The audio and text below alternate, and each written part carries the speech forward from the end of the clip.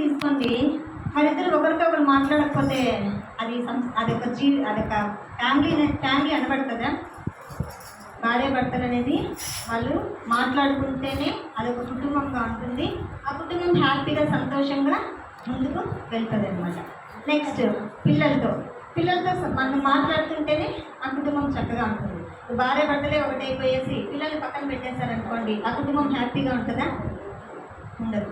కాబట్టి ఒక కుటుంబం అంటే భార్య భర్త ఉంటారు, పిల్లలు ఉంటారు, వాళ్ళందరితో మనం వారితో మనం మాట్లాడుతుంటేనే ఆ కుటుంబం బాగుంటుంది. కొన్ని కుటుంబాలు గొడవలు వేసుకున్నప్పుడు ఒకరితో ఒకరు మాట్లాడుకోరు, ఆ కుటుంబం అంత హ్యాపీగా ఉంటుందంటారా? అందరికి అనుభవాలు ఉంటాయండి, నిజ జీవితంలో జరిగేటివి ఇవన్నీ. మనకు అమ్మతో పెళ్లి కాని పిల్లలైతే అమ్మతో నాన్నతో మాట్లాడుకుంటూ అక్కతో చెల్లెలతో మాట్లాడుతూ ఉంటారు. భార్యాభర్తలు అయితే భార్యతో భర్త, భర్తతో భార్య. కొంతమంది మళ్ళీ పెద్ద పిల్లలైతే పిల్లలు కూడా మాట్లాడని స్థితిలో ఉండేవారి ఫ్యామిలీస్ కూడా మనకు ఉన్నాయి. అయితే ఒక చక్కటి అనుబంధం కలిగిన కుటుంబం అంతా కలిసి ఉంటే ఎలా ఉంటుందో అలాగే మనం కూడా మన తండ్రి కూడా మనల్ని ఇక్కడికి పంపించాడు భూమి మీదకి. తల్లి కడుపులోంచి మనం వచ్చాం. సైంటిఫిక్ రీజన్ వేరు, కానీ ప్రాణాన్ని ఇచ్చింది ఎవరు మనకి? దేవుడే కదా. తల్లి గర్భంలో ఏర్పాటు చేయబడక మునిపే ఆయన మనల్ని ఎన్నుకున్నాడు, ఆయన స్వరూపంలో మనల్ని ఆయన పుట్టించాడు. కాబట్టి మనం ఎవరు బిడ్డలము? దేవుని బిడ్డలము. అయితే దేవునితో నువ్వు ప్రతిదినం మాట్లాడుతున్నావా? అది మిమ్మల్ని మీరే క్వశ్చన్ చేసుకోండి. ఎంతవరకు మాట్లాడుతున్నారు, ఎంత టైం మాట్లాడుతున్నారు, ఎన్నిసార్లు మాట్లాడుతున్నారు అనేది మనల్ని మనమే క్వశ్చన్ చేసుకోవాలి. ఇప్పుడు ప్రార్థనలో మనకు చాలా అవసరతలు తీర్చబడతాయి. మన ప్రతి అవసరత ఈ లోకంలో ఇప్పుడు ఒక జబ్బే కలిగిందనుకోండి, హాస్పిటల్కి వెళ్తాం. డాక్టర్లు కూడా వాళ్ళ వల్ల అయినంత వరకు ట్రై చేస్తారు, మళ్ళీ చేతులు ఎత్తేస్తారు. మేము చేస్తున్నాము మా ప్రయత్నము, ఇంకంతా దేవుని చిత్తమే, దేవుడు ఇంకా అంత దైవ నిర్ణయం ఎలా ఉంటే అలా జరగని. ఆ టైంలో ఎవరు మనకు సహాయం చేస్తారు? మరి నీకు దేవునికి సంబంధమే లేకపోతే, నీకు దేవునికి మధ్యలో మాటలే లేకపోతే ఆయన నీ మాట వింటాడా? నీ కష్టకాలంలో నువ్వు దేవుని దగ్గరికి వెళ్తావు, నువ్వు ప్రార్థించవు, దేవునితో సమయమే గడపవు. మరి నీ అవసరం వచ్చేసింది, నీకు అత్యవసరం వచ్చింది, నువ్వేం చేస్తావంటే దేవుని దగ్గరికి వెళ్తావు. వెళ్ళినప్పుడు వింటాడండి నీ మాట. మన పిల్లలే మన మాట వినరు. ఒక్కొక్కసారి వాళ్ళు ఏమన్నా అడిగితే మనం కొనిపోము. నేను ఎప్పుడు నా బిడ్డల ఎగ్జాంపులే మీకు చెప్తూ ఉంటాను, కొనిపోం కదా మనము. అయితే ఎప్పుడైతే మాట వినే బిడ్డ అడుగుతాడో వెంటనే దీనిచ్చేస్తాం. అలాగే మన దేవుడు కూడా అంతే. మన పరిస్థితుల్లో ప్రతిదినం మనం ఆయనతో సంబంధం కలిగి ఉన్నట్లయితే, మనం ఏమన్నా మన అవసరతలు అక్కర్లు మనం ఆయన అడిగామంటే ఆయన వెంటనే మనకి ఇచ్చేటటువంటి దేవుడై ఉంటున్నాడు. అది ఎలా అంటే అడగడం అంటే ప్రార్థించడమే. ఒక్కొక్కసారి మనం ఏం చేస్తామంటే ప్రార్థనలు ఒక్కొక్కరు ఒక్కొక్క టైం పెట్టుకుంటారు. కొంతమంది 3 గంటలకు లేచి చేసే వాళ్ళు ఉన్నారు, కొంతమంది 5 గంటలకు లేసే వాళ్ళు ఉన్నారు, కొంతమంది ఎప్పుడు మెలకు వస్తే అప్పుడు లేచి చేసే వాళ్ళు ఉంటారు. కొంతమంది పడుకునేటప్పుడు ప్రభా నన్ను ఈ రోజంతా కాపాడమనైనా స్తోత్రమైనా అని చెప్పి పడుకునే వాళ్ళు ఉంటారు. కొంతమంది అన్నం ముందరకు వచ్చినప్పుడు ప్రేయర్ చేసే వాళ్ళు ఉంటారు కదా, నానా రకాలుగా ప్రార్థించేవాళ్ళు ఉంటారు. అయితే మనము ఎన్నిసార్లు దేవునితో సంబంధం కలిగి ఉన్నాము? ఇప్పుడు మనం ఇంత చేస్తున్నది ఎందుకండి? ఇప్పుడు మనం ఇన్ని చేస్తున్నాం కదా, చర్చ్కి వస్తున్నాము, మధ్య మధ్యలో ప్రేయర్స్ పెట్టుకుంటున్నాము, మధ్య మధ్యలో మీటింగ్స్ వెళ్తే బయట వెళ్తున్నాము, ఆత్మీయంగా ఎదుగుతున్నాము. దేని కొరకు మనం ఎదుగుతున్నాం? ఒక దానికోసమే, పరలోక రాజ్యానికి వెళ్ళడం కొరకే కదా. మనం ఈ తాపత్రయం అంతా, ఈ కష్టం అంతా దేనికి అంటే మనము పరలోక రాజ్యానికి వెళ్ళడం కొరకే. మరి ఆ పరలోక రాజ్యానికి వెళ్ళాలి అంటే దేవుడితో నీకు సంబంధమే లేకపోతే ఎట్లా వెళ్తాం? ఆయన ఒకటే మాట అంటాడు, నువ్వెవరో నాకు తెలియదు, నువ్వు వెళ్ళు అని చెప్తాడు.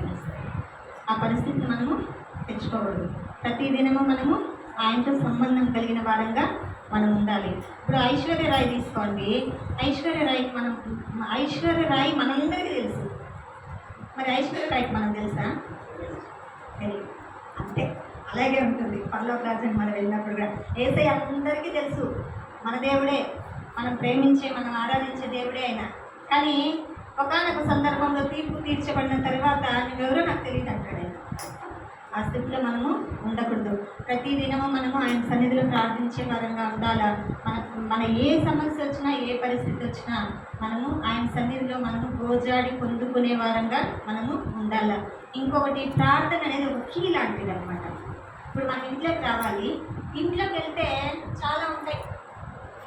అమ్మ మంచి మంచి పిండి వంటలు చేసి పెట్టుంటుంది. నాన్న లగ్జరియస్గా ఇంట్లో మంచి ఫెసిలిటీస్గా అన్నీ సమకూర్చి పెట్టింటాడు.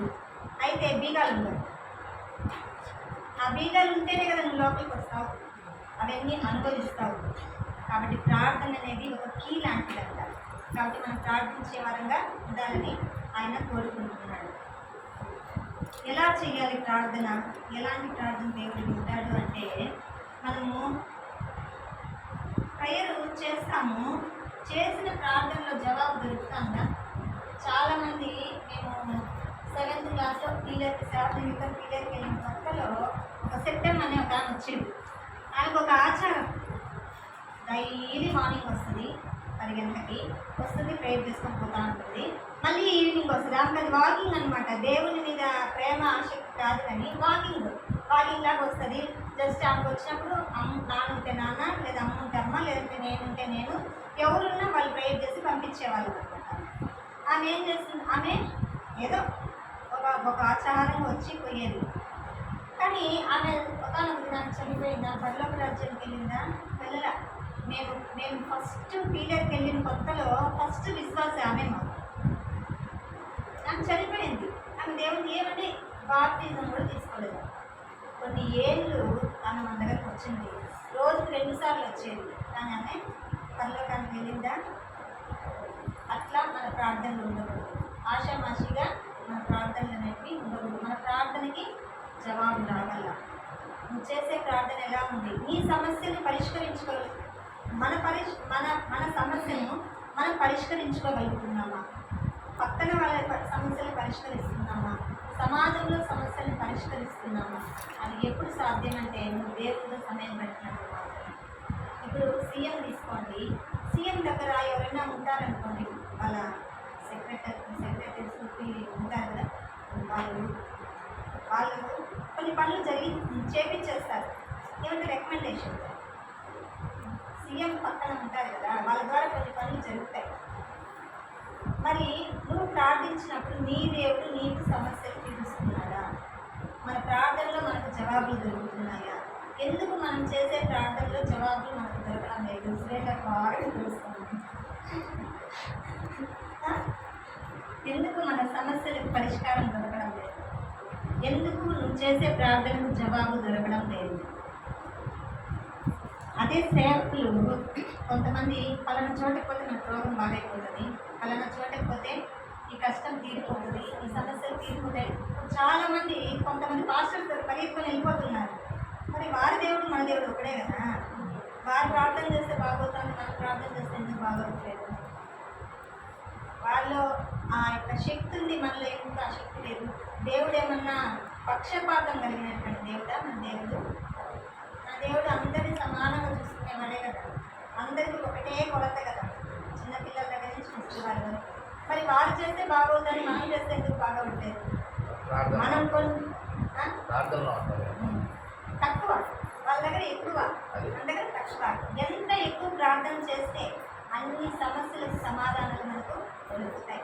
ఈ రోజు నుంచి నీ సమస్య గురించి నువ్వు ప్రార్థించినట్లయితే, దానికి జవాబు దొరకనట్లయితే ప్రార్థించు, మరి ఎక్కువగా ప్రార్థించు. ఇంకా ఏది కోరుకుంటున్నాడు దేవుడు నీ దగ్గర నుంచి, దాన్ని సమర్పించుకొని నువ్వు ప్రార్థించడానికి మొదలు పెట్టాలి. కొంతమంది ఇప్పుడు మనం కూడా కాన్ఫరెన్స్ కాల్స్ జరుగుతున్నాయి.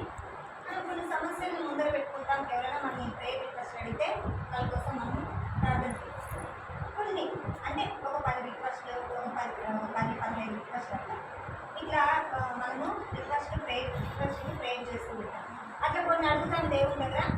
అది అయిపోతుంది, ఆమె అయిపోయింది. 1 or 2 words మన కొన్ని అనుకుంటాం. ఇవి దేవుడిని అడగాలి, ఇవి దేవుడిని అడిగి పొందుకోవాలి అని అనుకుంటాం. ఏం చేస్తాం? టప్పి 5 నిమిషాలు ప్రేయర్ చేస్తాం, అడిగేస్తాం, ఇంకా నా ప్రాణం ఎక్కువ సంబంధించమని చేస్తాం. ఆ ప్రార్థనలో మనకు విడుదల రాదు. ఆ ప్రార్థనలో మనకు వివాహం కాని వారికి వివాహం జరగదు. ఉద్యోగాల కోసం ఎదురు చూసే వాళ్ళకి ఉద్యోగాలు రావు. ఆరోగ్యాల కోసము ఎదురు చూసే వాళ్ళకి ఆరోగ్యాలు రావు. ఎప్పుడు ఇవన్నీ వస్తాయంటే మన దేవునితో ఎక్కువ సంబంధం కలిగిన వారమైతే మన పనులు ఈ లోకంలో అన్నిటికంటే విలువైన వాడు మన దేవుడే కదా. జీవం కలిగిన వాడు, ప్రాణం ఎవరు ఇవ్వరు ఈ లోకంలో. ఆ ప్రాణం కూడా ఇచ్చే కెపాసిటీ ఎవరుంది? దేవుడు. మరి అటువంటి దేవుని కలిగిన మనము ఇంకా మనం ఎన్ని సాధించుకోకూడదు. ప్రాణం పెట్టి కూడా ప్రాణం తప్పించుకునేచ్చు. మరి అటువంటి దేవుని మనం కలిగినప్పుడు మనం ఎన్ని పనులు చేసుకోవచ్చు. ఆయనకి ఇష్టకరంగా మనం జీవించినట్లయితే ప్రతి పని మన జీవితాల్లో జరిగించేటటువంటి దేవుడు. కాబట్టి ప్రార్థన అనేది మనము ఎక్కువగా ఎవరు చేయడం లేదని నేనైతే అనను, ఎక్కువగా చేయడానికి ప్రయత్నిస్తాను. ఏమంటే మొట్టమొదటి అవసరత మనకు ప్రార్థనే. ఆ ప్రార్థన లేకపోతే మనం ఏమీ చేయలేము. అయితే అక్కడ చూడండి, దేవుడు ప్రార్థన చేయాలంటే ఒకటి మామూలుగా మనం అడుగుతూ ఉంటాం. కానీ ఒకసారి మత్తయి సువార్త 6వ అధ్యాయము 5-6 వచనాలు చూడండి. మత్తయి సువార్త 6వ అధ్యాయము 5-6 వచనాలు.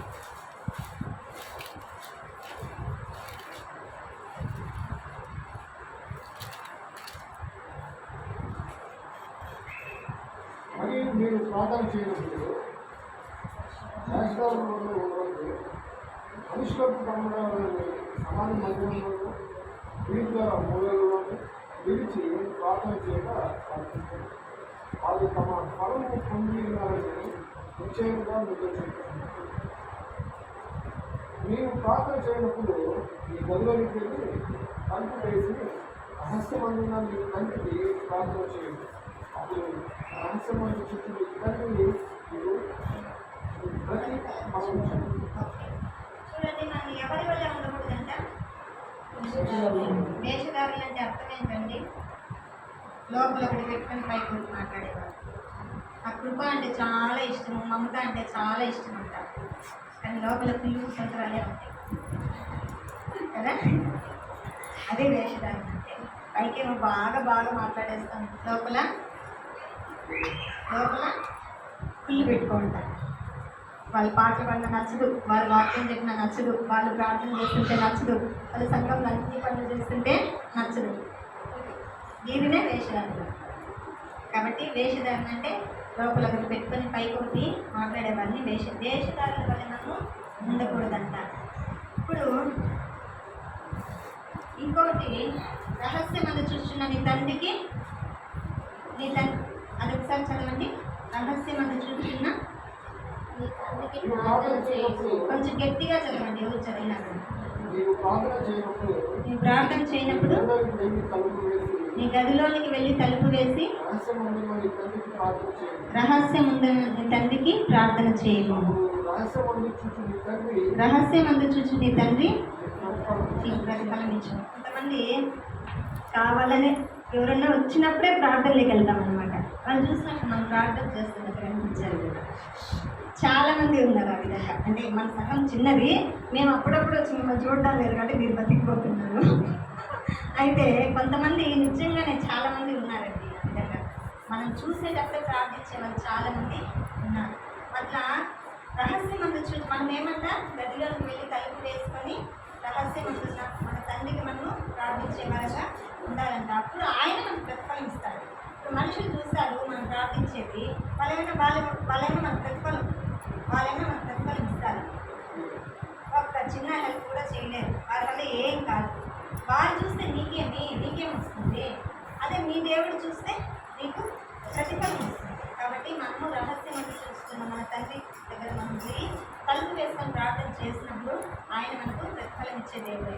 ఒక చిన్న ఎగ్జాంపుల్ చెప్తాను. అత్తాకోడలు ఉన్నారండి. నీకు మధ్య కథలు చెప్తాను రండి. పెద్దల్లో కొడుకుడు అత్తాకోడలు ఉన్నారు. ఇంట్లో అత్తాకోడలు ఉన్నారు. అత్త 24 గంటలు పోయి గోరు వేసుకొని ప్రేర్ చేస్తాను.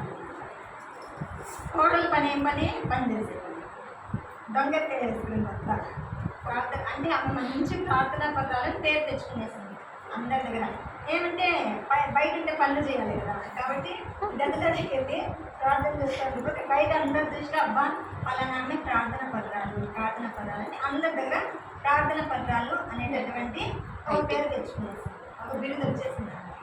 మరి రూమ్లో ఎంతసేపు ప్రేయర్ చేస్తుందంట, బయట వస్తుందంట, బయట వచ్చి కోపంతో వస్తుందంట, కోపంతో వచ్చి కోడల్ని ఇంకా పెడతా ఉంటుంది. ఆ ప్రార్థన పత్రాల ఆమె ఎవరి కోసం చేస్తుంది? మనుషుల కోసం ప్రార్థన చేస్తుంది, మనుషుల మెప్పులు కొనుక్కోవడానికి ప్రార్థన చేస్తుంది. అయితే ఎవరు ప్రతిఫలించేవాడు? మనకి దేవుడు. ఆమెకి ఏమైనా ఆమెకి ఏ ప్రతిఫలం ఉంటుంది? ఖచ్చితంగా నా తండ్రి కదా. కాబట్టి మనం అలా ఉండకూడదు. అత్తలాంటి స్వభావం అంటే ఆమెకున్న స్వభావం మనకు కలిగిన వారంగా మనము ఉండకూడదు. మనం ఎలా ఉండాలి? వేషధారుల వల్ల ఉండకుండా మనం గదిలోనికి వెళ్ళి రహస్యమందు చూచున్న మన తండ్రికి మనము ప్రార్థించే వారంగా ఉండాలి. ఆ ప్రార్థనలో మనకు ప్రతిఫలం వస్తుంది. కాబట్టి అటువంటి ప్రార్థన మనం కలిగి జీవించాలని దేవుడు కోరుకుంటున్నాడు. అయితే ప్రార్థన మనం చేస్తాం కదండి. ప్రార్థన చేసేటప్పుడు మొట్టమొదటి మనం ఏం చేయాలంటే, చాలామంది మన పీరియడ్ కాన్ఫరెన్స్ కాల్లో కూడా స్టార్టింగ్ స్తుతిస్తారు. మనం స్టార్టింగ్ ప్రేయర్ చేసుకొని పాటలు పాడేసి వర్షిప్ చేసేస్తాం, మళ్ళీ మెసేజ్కి వెళ్ళిపోతాం కదా. వాళ్ళు ఎలా అంటే స్టార్టింగ్ స్తుతిస్తారు, ఒక వ్యక్తికి అప్పచెప్తారు. అప్పుడు మేరీ మన మధ్యలో దేవుని కొద్దిసేపు స్తుతిస్తుంది అని చెప్తారు. అంటే ఆ మేరీ ఏం చేస్తుందంటే దేవునికి కలిగిన నామాలు ఏమేమి ఉన్నాయంటే, దేవునికి పేర్లు ఒకటి చెప్పండి. మన దేవునికి ఒక్కొక్క పేరు, చాలా పేర్లు ఉన్నాయి. ఎల్ షడ్డై, సర్వశక్తిమంతుడా. ఓకే, ఎబినేజర్ అంటే సర్వశక్తిమంతుడు. లోకరక్షకుడు. Very good. అసాధ్యుడు చెప్పండి. యెహోవా షమ్మా. ఓకే, ఆలోచనకర్త, ఆశ్చర్యకరుడు, ఆదుకునేవాడు, నిత్యుడగు తండ్రి, బలవంతుడైన దేవుడు, సమాధానకర్త, ఉన్నవాడు, అన్నివాడు, అన్ని నామల కంటే పైనామం కలిగినటువంటి వాడు, పునరుత్థానుడు, జీవం కలిగినటువంటి దేవుడు. చాలా అసలు అది మనం చేయట్లేదు. కానీ కొంతమంది 1000 స్థుతులు అనేసి ఒక బుక్ పెట్టుకొని స్థుతిస్తూ ఉంటారు. మా మామూలుగా హిందూస్ జపం చేస్తారు కదా, అట్లా మనం కూడా చాలామంది సేవకులు కూడా పాకెట్లో ఉంటుంది, బుక్ పెట్టుకుంటారు. అదో చూడండి, దానికి ఎన్ని పేర్లు ఉన్నాయంటే టోటల్ అందులో 1000. స్టోన్ ఆఫ్ హెల్ప్, 100 ఆదుకునేవాడు తెలుగులో. ఇవన్నీ అంతేలే, ఒకసారి చూడు. 100 స్థుతులు, 1000 స్థుతులు నేటి కూడా ఉంటాయి. అట్లా మన దేవుడు ఏమై ఉన్నాడు, ఆయన ఊరికే రాలేదు ఆ పేర్లండి. ఆయన అటువంటి వాడు కాబట్టి ఆయనకు ఆ పేర్లు వచ్చాయి.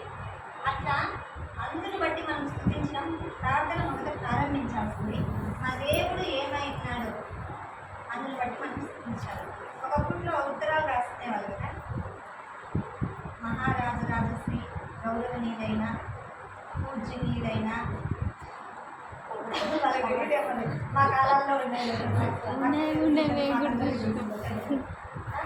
అట్లా ఇప్పుడు లీవ్ లెటర్ కూడా రాస్తూ ఉంటారు, రెస్పెక్టెడ్ సార్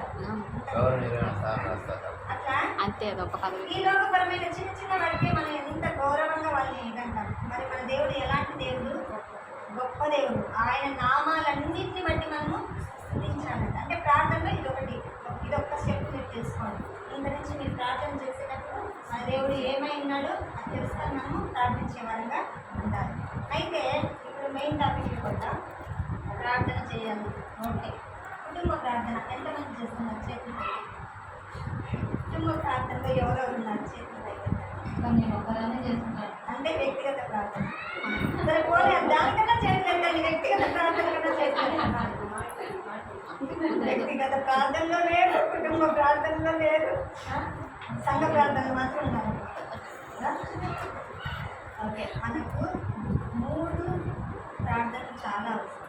ఇంకా చాలా ఉన్నాయి, కానీ ప్రజెంట్ వ్యక్తిగత ప్రార్థన మన జీవితాల్లో అవసరం, కుటుంబ ప్రార్థన మన జీవితాల్లో అవసరం, సంఘ ప్రార్థన మన జీవితాల్లో అవసరం. అయితే ఇప్పుడు మెయిన్ టాపిక్, అందరం స్త్రీలు ఎక్కువ ఉన్నాం కాబట్టి నేను కుటుంబ ప్రార్థన గురించి చెప్తానని నేను ఆశపడుతున్నాను. కుటుంబ ప్రార్థనలో చూడండి, భార్యాభర్తలు సమాధానంగా కలిసి ప్రార్థిస్తే ఆ కుటుంబం సంతోషంగా ఉంటుంది. ఆ వారిని బట్టి దేవుడు మహిమపరచబడతాడు. ఇప్పుడు అర్థమైందా? కుటుంబ ప్రార్థన ఎందుకు చేయాలి? భార్య భర్త కలిసి ప్రార్థన చేస్తే ఆ కుటుంబం సంతోషంగా ఉంటుంది. ఆ ఇరువురు కలిసి దేవుణ్ణి ఘనపరుస్తారు, మహిమపరుస్తారు. అంతే. అలాగే ఇప్పుడు పెళ్లిగాని వారు మీరున్నారు. మీరు కూడా తల్లిదండ్రులతో కలిసి మీరు ప్రార్థిస్తే మీరు సంతోషంగా ఉంటారు. మీరందరూ కలిసి దేవుణ్ణి మహిమపరుస్తారు. మనం మహిమపరిచే వారంగా ఉందామా ఈ రోజు నుంచి మనం అలా లేకపోతే మనం అలా ఉండాలని దేవుడు కోరుకుంటున్నాడు. ఇప్పుడు అన్నిటిని రక్షించుకోవాలి. బాధ్యత ఎవరిది? మనం ఏం చేస్తున్నాం? మనల్ని రక్షించుకోవట్లే, ఇంకేం అన్ని నిజమా కదా చెప్పండి. ఇది ఏం నిజమా కదా చెప్పండి. కాబట్టి మనల్ని మనం రక్షించుకుందాం, మన కుటుంబాన్ని రక్షించుకుందాం, ఇరుగు పొరుగు వారిని రక్షించుదాం, సమాజాన్ని రక్షించేవారంగా ఉండాలి.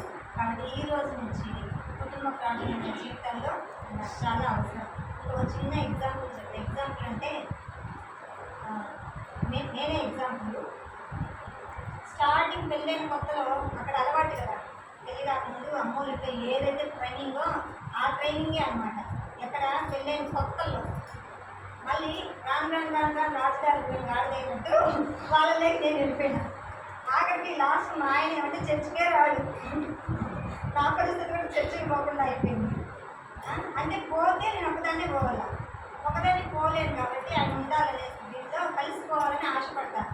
ఆయన రాడు, సిగ్గుపడతాను. ఇంకా అట్లనే చర్చికి వెళ్ళేదాన్ని. అది కొంతకాలం ఇలాగే ఉంటుంది. కుదరదని మళ్ళీ ఏం చేస్తాను, మా ఆడబిడ్డతో కలిసి, మా పెద్ద ఆడబిడ్డ నేను కలిసి వెళ్ళిపోయాను. ఎక్కడ పేరెంట్స్ వెళ్ళిపోయేవారు. ఎందుకు చెప్తున్నానంటే మన ప్రార్థన జీవితాన్ని మనం రోజుకి పెంచుకోవాలి. ఒకప్పుడు ఈరోజు మీరు పుట్టారు, పుట్టినప్పటి నుంచి పెరిగి పెద్దోళ్ళు అవుతున్నారు. మార్పులు వస్తున్నాయా? శారీరకంగా మార్పులు వస్తున్నాయా? కుటుంబాల్లో కూడా మార్పులు వస్తున్నాయా? పక్కన వాళ్ళు అక్కడ కొనకూడదు, అప్పుడే మనం అవసరం నెక్స్ట్ డే మన ఇంట్లో ఉండాలి. మన డాడీనో లేదా మన భర్తల్లో ప్రాణాలు తీసేస్తూ ఉంటారు. నిజమా కాదా? ఇవన్నీ సహజంగా జరిగేదే చెప్తున్నాను. కానీ ఏదైనా కూడా సరే కనీసం పైకి చెప్పుకోకపోయిన మనసులో ఉంటుంది. నెక్స్ట్ డే చెప్పుకునే వెళ్ళా కావాలని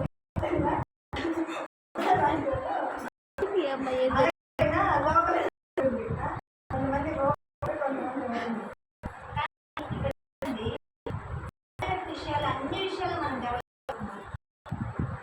చిన్న కడుపులో ఎలా అలాగే ఉన్నాం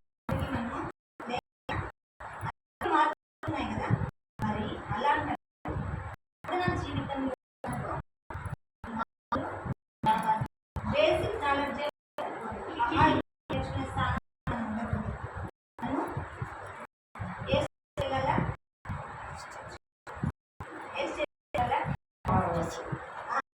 అమ్మ